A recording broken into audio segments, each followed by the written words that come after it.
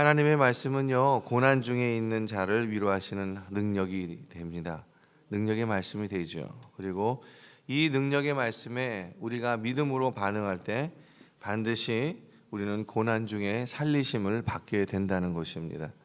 오늘 이 욥의 욥기서의 말씀을 보면서 사실은 욥이 말씀이 쉽지는 않은 말씀이긴 하지만 우리가 한 가지로 같이 깨달을 수 있는 사실은 무엇이냐면은 참 욥이 너무 어려움 가운데 있구나. 욥이 너무 절망 가운데 있구나. 왜 그러냐 하면 어느 날 하루 한시에 한순간에 욥의 모든 재산과 그리고 욥의 아들들 식구들이 다 사라지는, 인간으로서는 감당하기 힘든 엄청난 재난을 욥이 당합니다. 그러면서 욥이 친구들과 함께 이 변론을 하게 되는데요. 이 일이 왜 자기에게 일어났을까라는 것이에요. 친구들은 다 너의 죄 때문이다라고 이야기합니다. 너가 하나님 앞에 사람들 앞에서는 너희가 감출 수 있는 죄가, 그리고 하나님 앞에서는 절대 다 드러나는 죄들. 다시 말하면 사람의 눈은 이렇게 가리어서 가릴 수 있지만 하나님 눈은 가릴 수 없는 것처럼 내 안에 우리가 모르는 그 죄로 인해서 이런 모든 일들이 일어났다라고 이 친구들이 그렇게 이야기하는 거예요. 그랬을 때 욥은 그게 아니다라고 이야기합니다. 그러면서 계속 변론되어오는 과정 가운데에 있는 한 말씀을 우리가 오늘 본문에서 읽은 것입니다. 그러나 분명히 알 수 있는 사실은 뭐냐 하면 어려움과 고난 속에서 욥의 절망은 시간이 갈수록 깊어진다는 사실이에요. 사람이 감당할 수 없는 힘든 어려운 일들 앞에서 사람은 그 절망이 그리고 그 슬픔이 점점 시간이 갈수록 깊어진다는 사실입니다. 주위를 아무리 둘러봐도 자기 편은 없는 것 같습니다. 욥이 잘 나갈 때는 주변에 많은 사람들이 있었어요. 그러나 욥이 가지고 있는 모든 것, 그의 소유와 명예와 인기가 어느 한순간에 다 잃어버렸을 때 주변에 있던 많은 사람들, 친구였었던 그런 엘리바스나 발닷이나 소발조차도 모두 그의 곁을 떠나 반대편에 있게 됩니다. 시간도 자신의 육신도 심지어는 하나님도요, 고난에 고난을 더해 주시는 것 같아요. 그런 환경 속에 있는 거예요. 인생을 살다 보면 누구나 고난을 통해서 느낄 수 있는 그 절망의 시간들을 누구나 피할 수 없이 다 경험합니다. 자신의 고난과 절망에 대해서 끊임없이 불평하고 넋두리만 늘어놓은 것처럼 그렇게 이 욥의 모습들을 보면서 그렇게 보여지지만은, 그러나 실제로는요, 이 고난을 허락하신 그 하나님을 향해서 계속해서 무엇을 하고 있냐면 질문을 던지는 것입니다. 하나님, 왜 이 고난을 허락하십니까? 왜 하필이면 납니까? 하고 많은 사람들 중에 어떻게 이럴 수 있습니까? 이러한 질문들이 이 우리의 마음속 깊은 곳으로부터 흘러나오는 것이죠. 욥은요, 왜 하나님께서 자신에게 고난을 허락하셨는지 모릅니다. 그래서 욥은 방금처럼 왜 내가 고난의 당사자가 돼야 되고, 왜 내가 내 자신 스스로 감당할 수 없는 이러한 상실의 자리에, 이 절망의 자리에 있어야 하는지를 하나님께 계속해서 묻는 거예요. 어찌 이럴 수 있습니까? 왜 납니까? 내가 무엇을 잘못했습니까?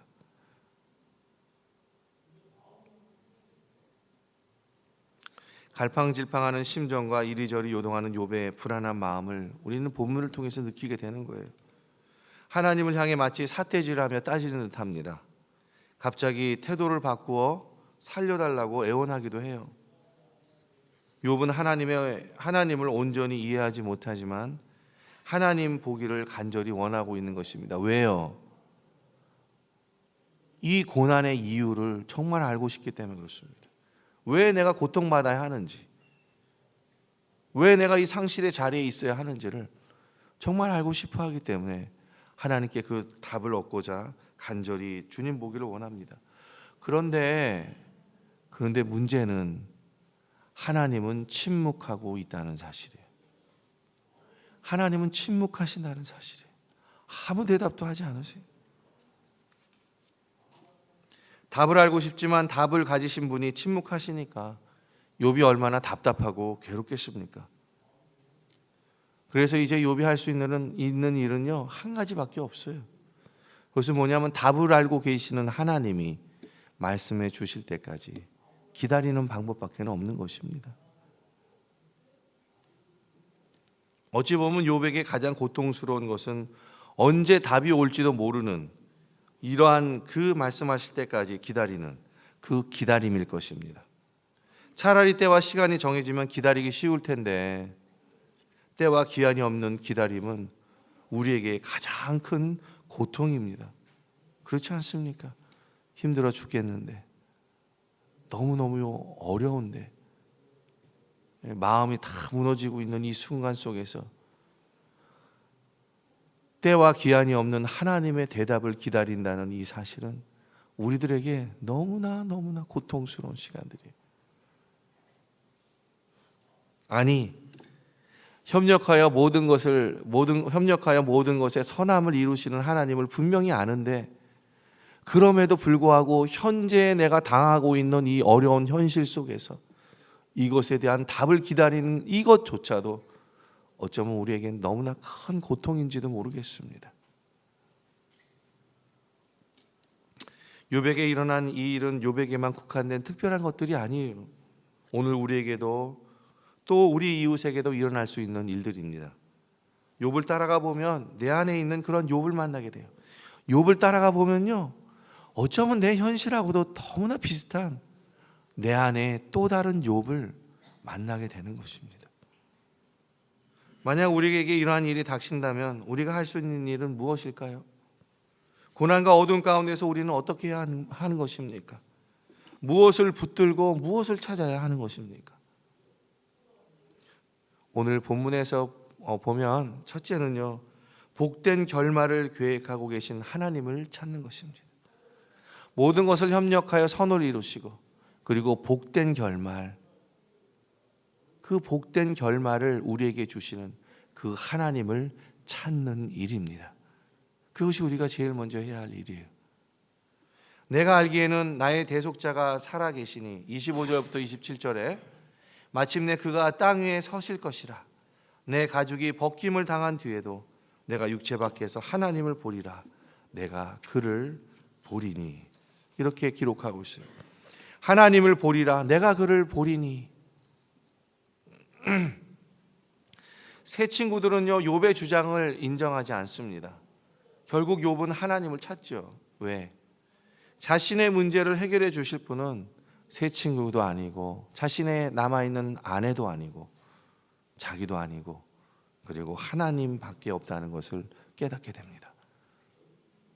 그리고 자신의 모든 문제를 해결해 주실 분은 오직 하나님밖에 없음을 그가 인정하게 되죠. 그래서 하나님을 찾아요. 하나님을 보리라. 내가 그를 보리니. 이 말씀에 내가 알기에 나의 대속자가 살아계시니, 그래서 나의 대속자가 살아계신다 이렇게 고백하고 있어요. 이 대속자라는 말은요, 자신의 모든 고통과 고난, 역경 속에서 오직 구원하실 수 있는 이는 하나님이라는 거예요. 그 의미가 바로 나의 대속자 하나님이란 뜻입니다. 욥이 이렇게 고백하고 있는 거예요. 그래서 이스라엘의 왕인 여호와, 이스라엘의 구원자인 만군의 여호와가 이같이 말하노라. 나는 처음이요 나는 마지막이라. 나 외에 다른 신이 없느니라. 이사야서의 말씀이에요. 그러면서 오늘 본문에 마침내 땅 위에 서실 것이라. 세상에는 그것과 비할 것이 없으니 그것은 두려움이 없는 것으로 지음받았구나. 욥기 41장에 나오는 말씀입니다. 세상에서 하나님과 비교할 것, 비할 것은 없다는 것이에요. 그 어떠한 것도 하나님과 견줄 만한 것은 아무것도 없다는 것입니다. 하나님과 같은 분은 결코 존재할 수 없다는 거예요. 이것을 지금 욥이 고백하고 있어요.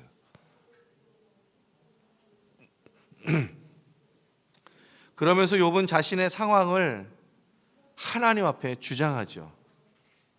근데 이 하나님 앞에 주장하는 이 상황이 뭐냐면 자신이 왜 이렇게 고난을 받아야 합니까? 그 깊은 속내 가운데에는 하나님, 내가 이러한 정도로 모든 것으로부터 상실을 당할 것만큼, 모든 것을 잃어버릴 만큼 내가 그렇게 죄를 졌습니까? 라는 거예요. 하나님, 내가 정말 그렇게 했습니까? 내가 이런 죄값을 받아야 할 만한 사람입니까?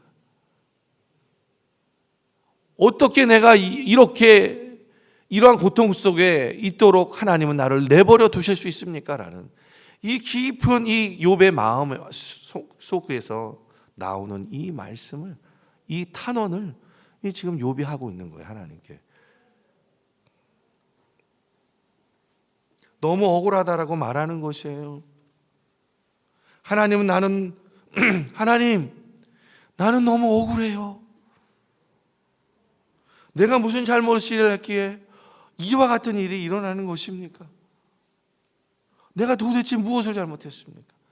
하나님, 지금 이 순간까지 내가 이렇게 고통당하도록 내버려 두실 것입니까? 하나님, 살아계신 거 맞습니까? 어찌 나에게 이럴 수 있습니까? 지금 욥이 이렇게 말하고 있는 거예요. 이렇게 주님 앞에서 절규하고 있는 것입니다. 하나님을 향해서.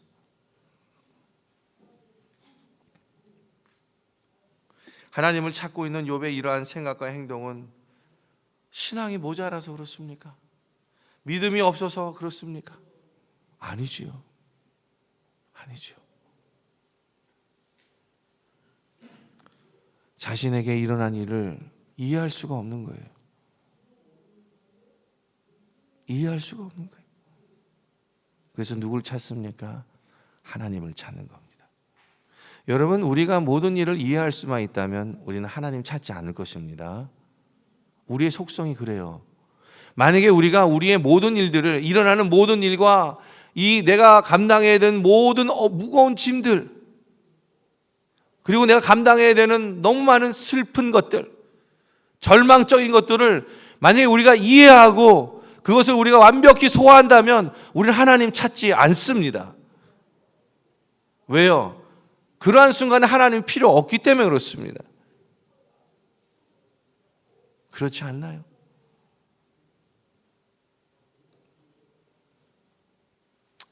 어쩌면 우리가 우리 자신에게 일어나는 일들을 이해할 수 없는 상황이 있는 것, 그것은 어쩌면 하나님이 우리를 향해서 하나님을 더욱 의지하고 하나님께 문제 해결이 있음을 가르치시기 위한 하나님의 도구일지도 모르겠습니다.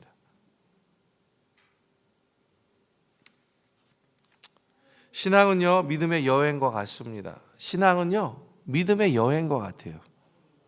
여행을 갈 때 집문을 열자마자 목적지에 딱 도착하는 그런 경우는 아마 없을 것입니다. 그렇죠? 내가 여행을 가려고 할 때 차를 딱 탔는데 바로 여행지에 도착하는 그러한 경우는 없을 거예요. 적어도 몇 시간은, 그렇죠? 몇 시간, 가까운 거리는 몇 시간은 드라이브를 해서 그래서 도착하는 곳이 여행지입니다. 그런데 우리는 여행을 가기 위해서 필요한 것들이 많이 있죠. 그렇죠? 무턱대고 그냥 차 타고 출발합니까? 그런 경우도 있죠. 그런 경우도 있죠. 그냥 그 차를 타고 차가 운전이 되는 대로 우리가 여행지로 삼고 갑시다. 이렇게 할 수도 있지만 대부분의 사람들은요, 먼저 우리가 어디로 갈지를 결정합니다. 그렇죠? 그리고 결정하고, 그리고 가서 무엇 할 건지 또 계획하고, 그리고 거기서 무엇이 유명하고 무엇이 좋은지 나쁜지, 또 길은 어떻게 가면은 좋은 길을 갈 수 있는지, 또 아름다운 경치의 길로 갈 수 있는지, 그렇죠? 그렇게 알아보고, 또 숙소가 인터넷을 통해서 알아보면서 어느 것이 싼지 그리고 좋은지, 그렇죠? 특별한 어떤 스페셜한 디스카운트가 있는지 그런 거 다 알아보면서 그렇게 준비하잖아요. 그렇죠?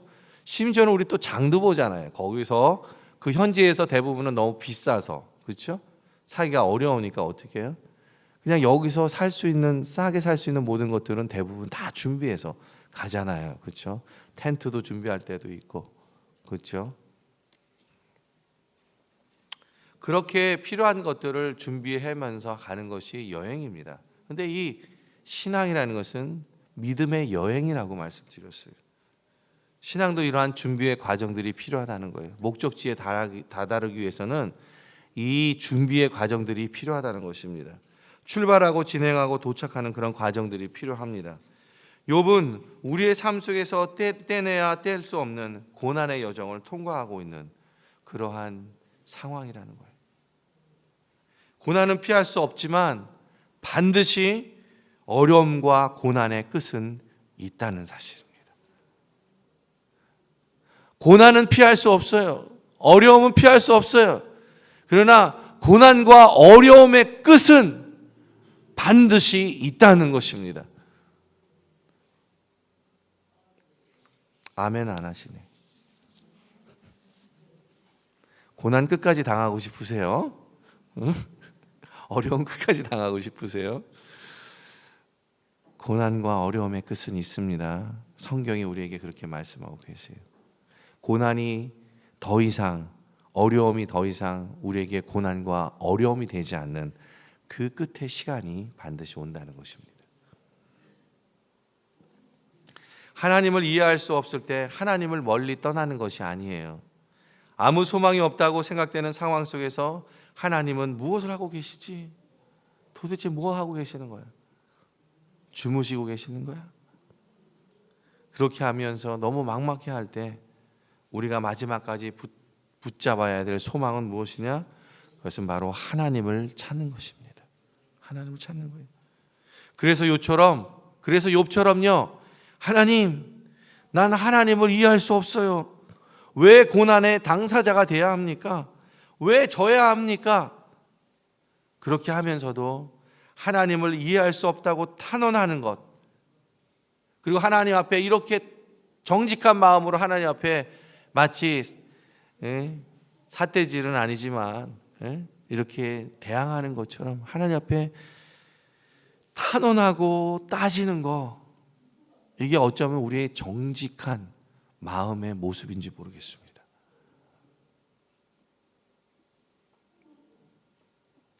이렇게 보면요, 아무 일도 없는 것 같아요. 가끔 우리 성도님들 보면요, 제가 좀 물어보면 마치 아무것도, 무슨 일이 아무 일도 없는 것처럼 그렇게 이야기해요. 그런 가정이 어디 있습니까? 가끔 제가 우리 성도님들에게 좀 어떠냐고 물어보면 마치 아무 일도 없는 것처럼 그렇게 이야기합니다. 제가 다른 건 몰라도 사람의 마음은 나름대로 민감한 부분이 있어요. 굉장히 둔한 부분도 있지만은, 기도하면서 마음이 주신 것들이 있어서 물어보는 건데, 근데 마치 아무것도 없는 것처럼 그냥 쑥쑥 지나가요. 그럼 제가 이야기할 수 없죠. 안타까워요. 차라리 저한테 이야기 안 해도 좋고 기도 부탁 안 하셔도 좋은데, 부탁드리고 싶은 건 뭐냐면 그 아픈 마음을, 어려운 마음을 하나님께 가서 탄원하세요. 하나님께 가서 외치세요. 하나님께 가서 따지세요.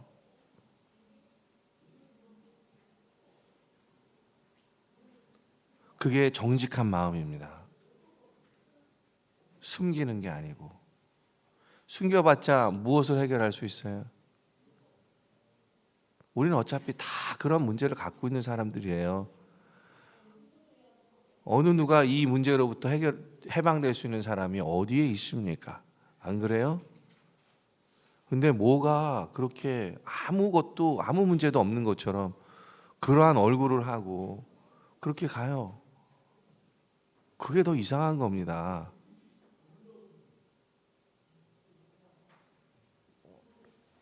덕을 위한 것이라고요?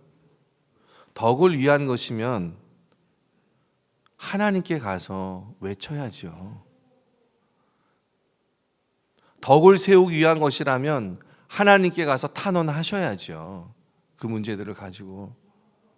근데 그거는 제대로 안 하면서 자신의 모습을 감추려 하고 이야기하지 않는다면 그게 무슨 진실함이 있습니까?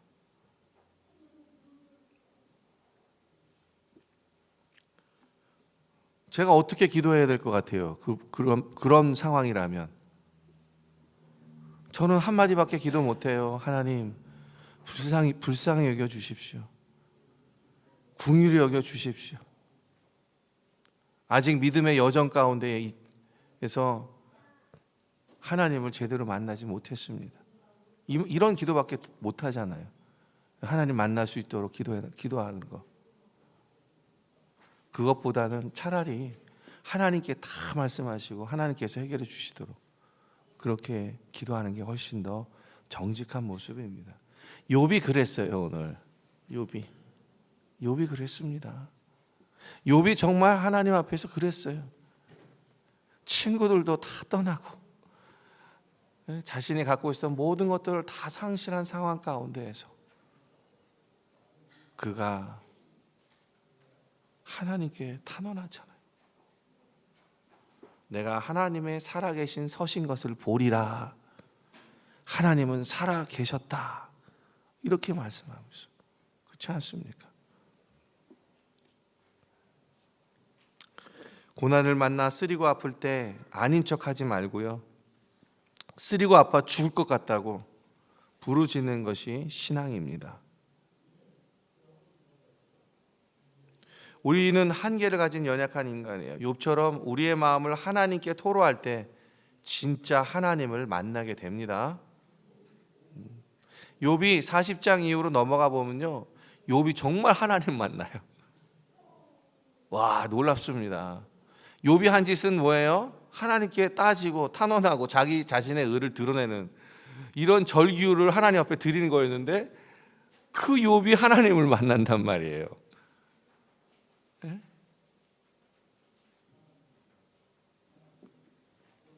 하나님께 예의가 없는 게 아니에요. 하나님은 상한 심령을 원하신다는 사실을 우리가 잊어서는 안 돼요. 하나님은 아픈 심령을 원하신다는 사실을 잊으면 안 돼요. 누가 하나님 앞에 절대적으로 의로운 사람이 어디에 있습니까? 모든 사람이 죄를 범하여서 하나님의 영광에 이르지 못하는 것이고, 단지 우리는 예수님을 믿는 그 믿음의 은혜 때문에 우리가 주님 앞에 의롭다 하심을 받아서 주님 앞에 나아갈 수 있는 것이지, 그럼에도 불구하고 우리는 매일 죄를 짓잖아요. 우리의 모습이 그렇다는 것입니다.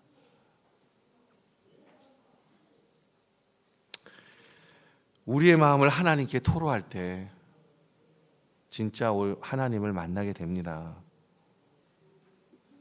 우리는 우리의 신앙을 우리가 믿고 싶은 답으로만 포장하고 그렇게 있습니까? 아니면 욥처럼 인간의 한계와 유한성 안에서 진솔하게 하나님과 대면하고 있습니까? 하나님 앞에서 이렇게 진솔하게 거칠게 대항했던 욥은요, 마침내 하나님을 만납니다. 38장 1절에 보니까 그때 여호와께서 폭풍우 가운데서 욥에게 말씀하여 이르시되, 이렇게 표현하고 있어요.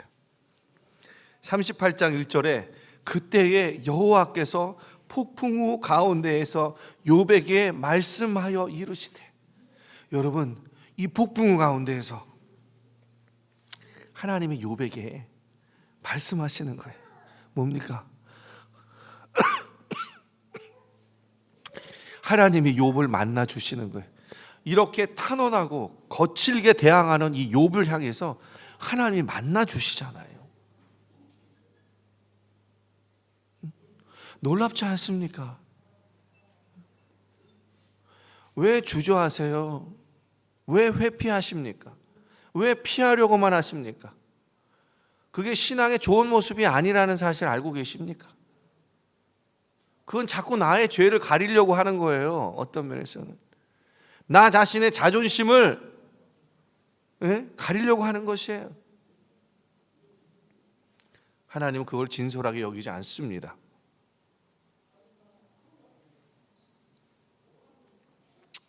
욥은 마침내 하나님의 말씀으로부터 왜 자신이 이러한 역경이 발생했고 그러한 가운데 여호와 하나님께서 무엇을 하셨는지를 깨닫게 됩니다. 그리고 고백해요.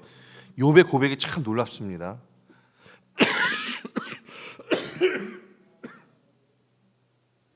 욥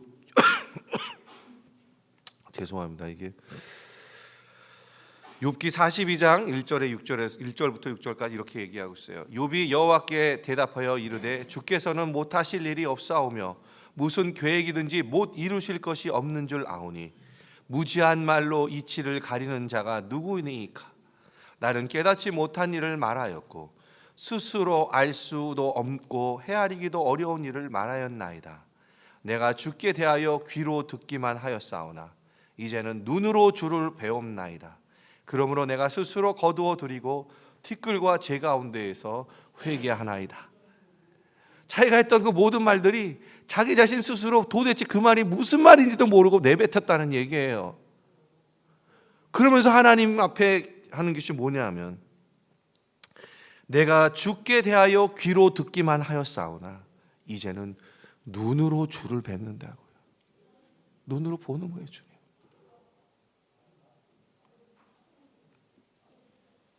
그러면서 회개하는 모습 가운데 들어갑니다. 자신의 결백을 끊임없이 주장하던 욥이 이제는 자신을 비천한 자라 부르고 입을 가립니다. 하나님을 만난 욥은 무엇을 하냐면요, 회개로부터 시작돼요. 마치 이사야가 하나님을 만났을 때 오라 나는 이제 죽게 되었도다. 이 부정한 입술을 어떻게 하겠느냐. 이 부정한 입술 때문에 내가 죽게 됐다라고 하는 그 하나님의 만남이 이 욥에게 일어났던 것입니다. 그런데 그 모든 해결이 다 돼요. 그냥 하나님 만나니까. 욥에게 있었던 모든 상실을 그 상실로부터 하나님 만나니까 그냥 끝나버립니다. 그것이. 하나님은 욥을 회복시켜요. 극심한 고난으로 망가진 욥의 전부가 원상복구됩니다.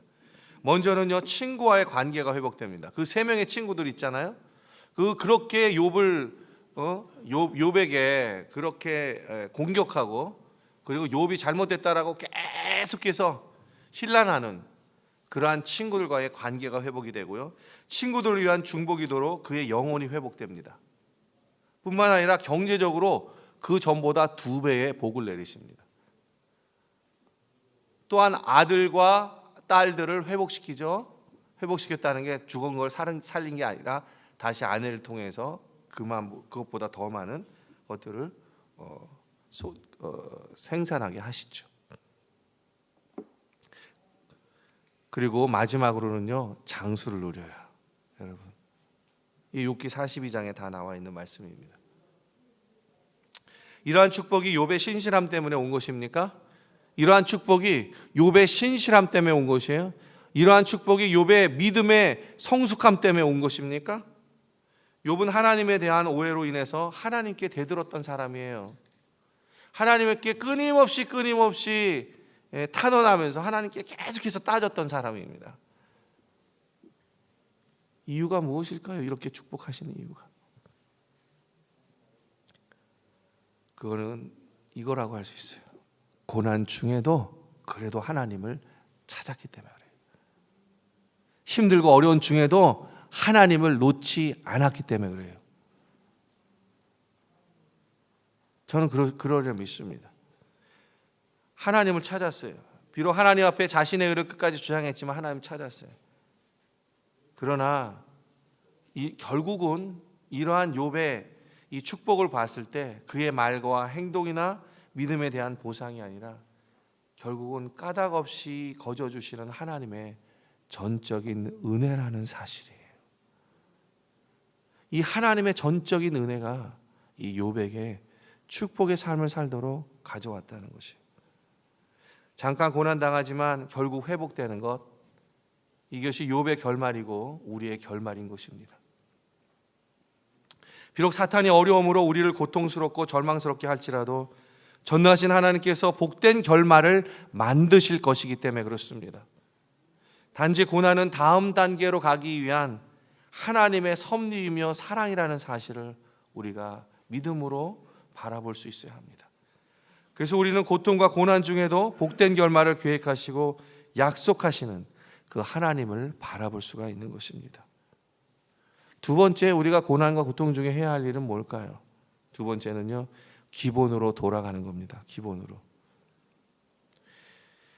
어려울 때 기본으로 돌아가야 합니다. 기본으로 돌아가야 돼요. 믿는 자의 기본은 말씀이에요. 믿는 자의 기본은 기도입니다. 말씀과 기도로 돌아가야 돼요. 우리가 말씀으로 돌아가야 하는 이유는 하나님이 바로 말씀이시기 때문에 그래요. 요한복음 1장 1절에 태초에 말씀이 계시니라. 이 말씀이 하나님과 함께 계셨으니 이 말씀은 곧 하나님이시니라. 요한복음 1장 1절이에요. 말씀이 하나님이십니다. 이 말씀이 태초에 있었어요.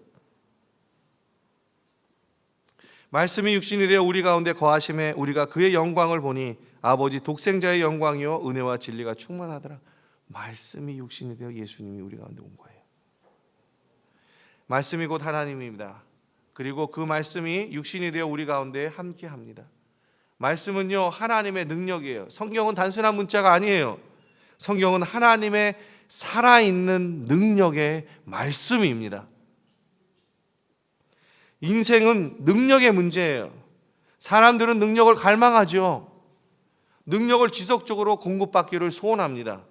물론 능력이라는 것이 다 좋은 것은 아니에요. 어떤 능력을 추구하는가, 그 능력을 누가 부여하고 있는가. 어렵다고 아무 능력이나 추구해서는 안 돼요. 하나님의 능력이 있고 사탄의 능력이 있는 것입니다. 긍정적인 능력이 있고 부정적인 능력이 있는 것이에요. 세우는 능력이 있고 무너뜨리는 능력이 있습니다. 살리는 능력이 있고 죽이는 능력이 있어요. 영적인 능력이 있고 육체적인 능력이 있는 것입니다. 참된 능력은요, 하나님께 속한 것이에요. 말씀은 살리는 능력입니다. 새롭게 태어나게 하는 능력이에요. 우리 그리스도인은 복음으로 거듭났습니다.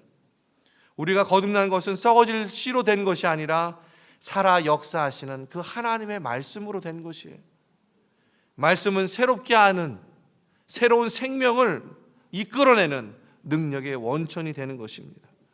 우리가 예수님을 믿을 때 새로운 피조물, 새로운 새 생명이 우리 안에 있는 것입니다. 이전 것은 지났고 새 것이 됩니다. 말씀은 우리를 새로운 피조물이 되게 할 뿐만 아니라 날마다 새롭게 합니다. 말씀은 변화시키고요, 성장케도 해요. 말씀은 우리를 세워줍니다. 말씀은 모든 능력의 원천이고 지혜 있는 자는 원천 되시는 그 하나님과 말씀, 그 앞에 함께 삶을 살아가는 것입니다. 그리고 머물러요, 하나님과 말씀 앞에서. 이게 지혜 있는 자입니다. 단 한 번의 공급으로 승리할 수가 없어요. 지속적인 공급으로만 승리할 수 있는 것이에요. 지속적인 능력을 공급받기 위해서는요, 말씀으로 거듭 돌아가야 합니다. 말씀이신 예수님과 연합해야 하는 것이죠. 물이 흐르는 곳에요, 식물이 살듯이 말씀이 흐르는 곳에 영혼이 삽니다. 말씀은 하나님의 생명이고 말씀을 열면 하나님의 생명이 우리 내면에 흘러들어오게 되는 거예요. 말씀을 통해 하나님의 생명이 우리 영혼에 힘을 주는 것입니다. 고난 중에 가장 중요한 것은요, 견디는 힘이에요. 인내하는 힘. 그렇지 않습니까? 고난이 찾아오면 다 지나기까지 인내하면서 기다릴 수 있는 그 인내의 힘, 견디는 힘, 그것이 가장 중요합니다. 기다리기 위해서는 견딤의 은혜, 그리고 견딤의 능력이 필요합니다. 이 견딤의 능력, 이것을 공급해 주는 것, 그것이 말씀이라는 거예요. 하나님이 쓰신 인물들은요, 말씀을 붙잡았습니다. 다윗은 말씀을 잘 붙잡았어요. 하나님 앞에서.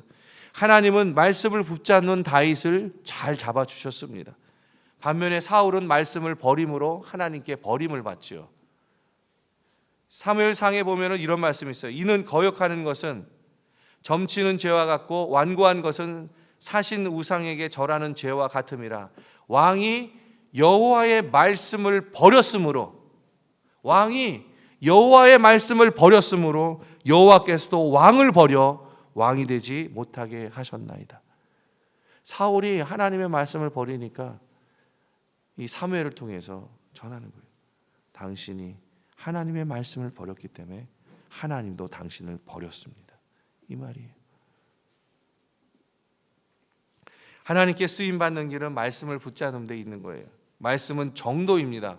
정도. 바른 길이에요. 기차에 철로와 가세요. 기차가 철로를 이탈하는 순간 전복되는 것처럼 우리는 말씀을 떠나는 순간 길을 잃고 맙니다. 저는요, 고난 중에 말씀의 능력을 체험했습니다. 그 놀라운 말씀의 능력을 우리도 체험했으면 합니다. 하나님은 말씀을 통해 저를 붙들어 주셨고요, 말씀을 통해 위로하시고, 말씀을 통해 단련시키시고, 말씀을 통해 믿음을 키워 주셨습니다. 말씀을 통해 시험을 이길 수 있도록 도와주셨어요. 말씀을 통해 다시 시작할 수 있도록 격려하셨습니다. 우리는 어려울 때요, 정말 어려울 때일수록 말씀으로 돌아가야 합니다. 절망과 좌절 속에서도 말씀을 통해 인내와 소망을 얻을 수 있어요. 고난 속에 견딤의 과정을 거치고 있는 분들에게 말씀을 통한 능력이 있기를 주님의 이름으로 축복합니다. 고난이 찾아오면 말씀을 읽으십시오. 말씀을 읽으세요. 어려움이 있으면 말씀을 읽으세요. 그 말씀을 따라 기도하십시오. 우리가 고난을 통과할 때마다 말씀 속으로 들어가십시오.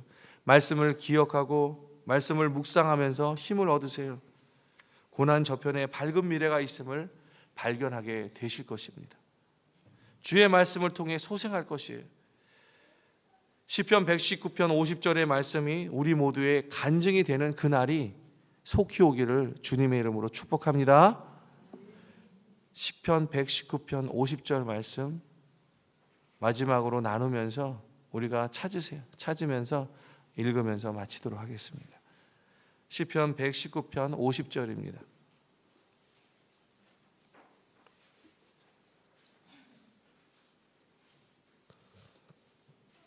함께 시편 119편 50절 우리가 함께 이 말씀을 큰 목소리로 읽도록 하겠습니다. 읽습니다. 이 말씀은 나의 고난 중의 위로라. 주의 말씀이 나를 살리셨기 때문이니이다. 한 번 더 읽습니다. 이 말씀은 나의 고난 중의 위로라. 주의 말씀이 나를 살리셨기 때문이니이다.